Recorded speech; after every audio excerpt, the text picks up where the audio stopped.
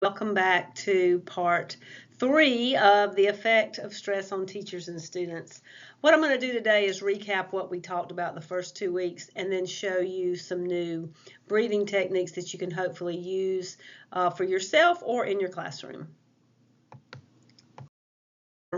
If you'll remember, there are a lot of benefits of breath work. It enhances focus and attention, and it can reduce stress and burnout for students and teachers.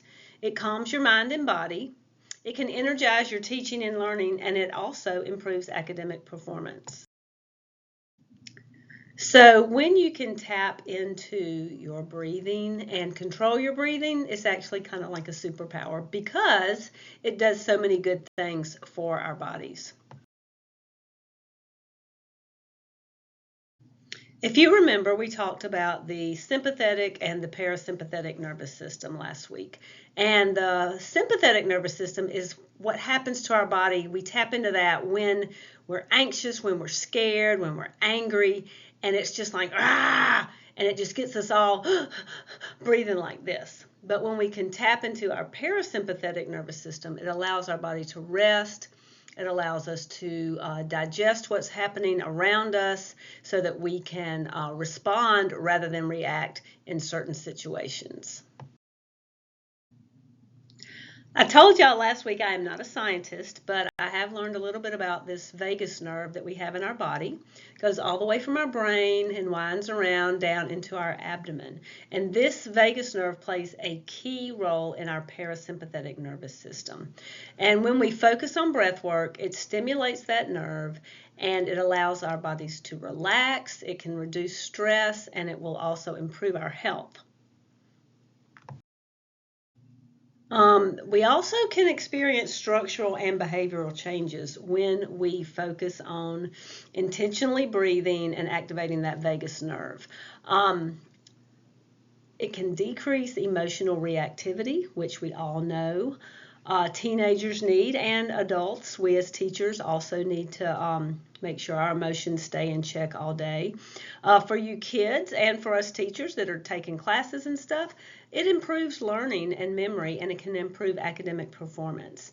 One of the best things about using breath work is that it can increase our mood, so it can make us feel better, and it can decrease our anxiety.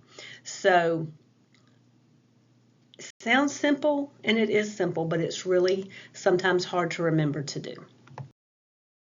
So we have about 7 or 8 breathing techniques that we're going to talk about, and we've already talked about several of them. We've done 3 collective breaths. We've done mindfulness of the breath, which is simply noticing your breath, each inhale and each exhale.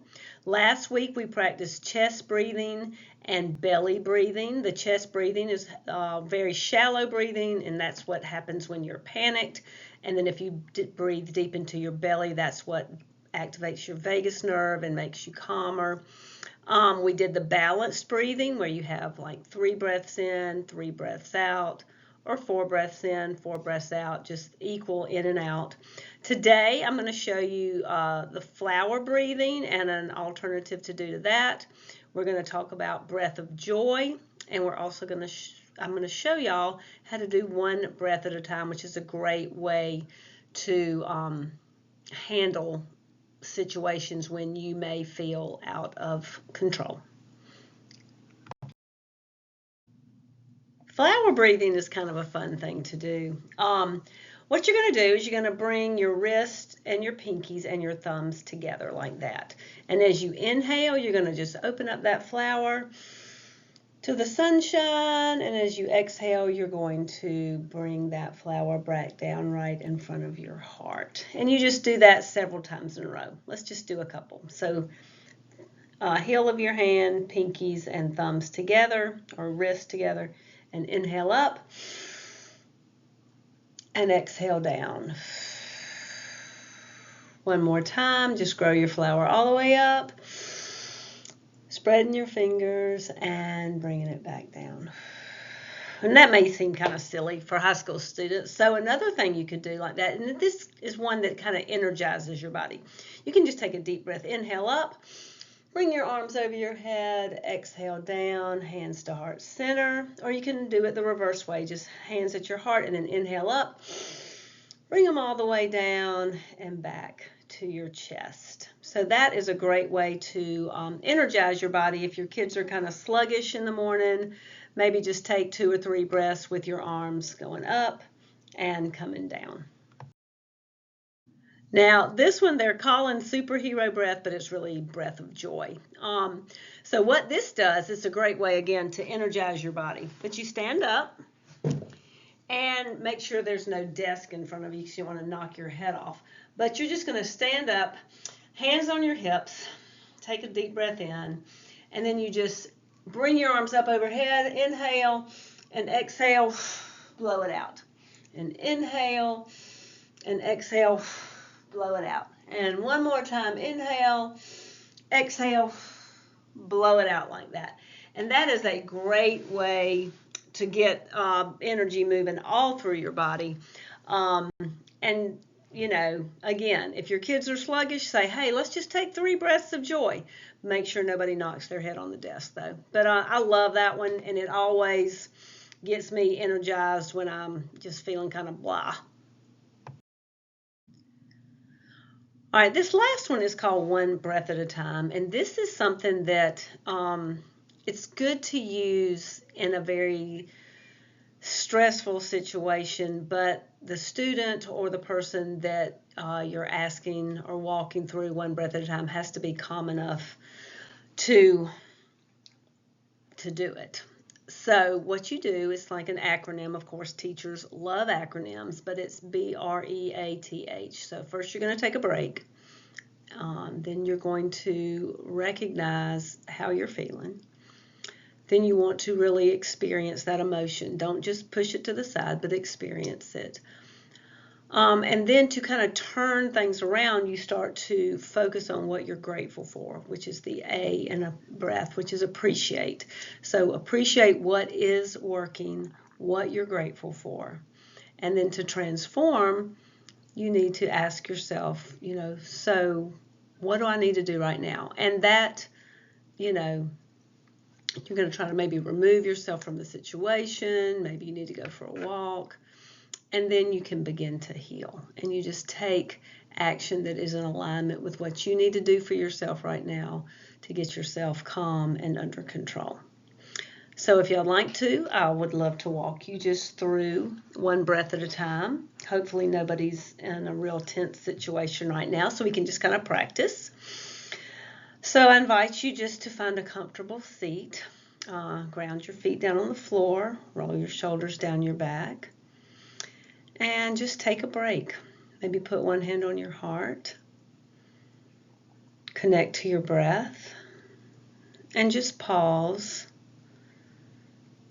And just breathe into your heart. And then I invite you to recognize how you're really feeling right now.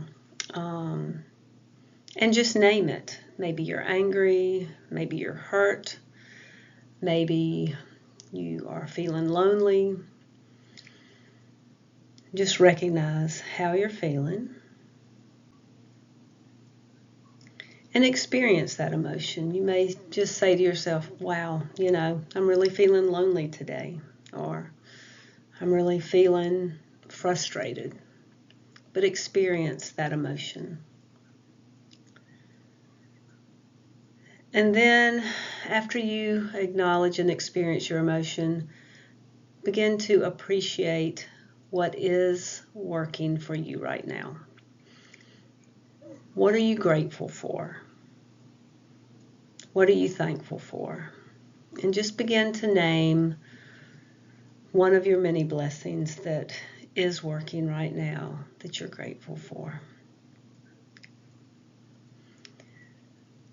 And it may not have anything to do with, you know, the emotion you're feeling. It may be something totally different, but just take a moment to be grateful.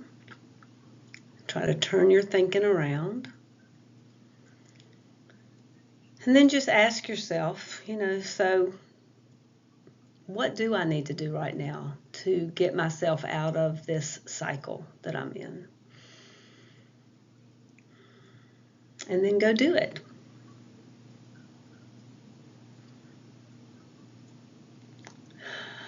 So that's a great thing to do. But again, you have to be in the right frame of mind to be able to walk through those steps. But hopefully, with some practice, we'll all be able to just take one breath at a time.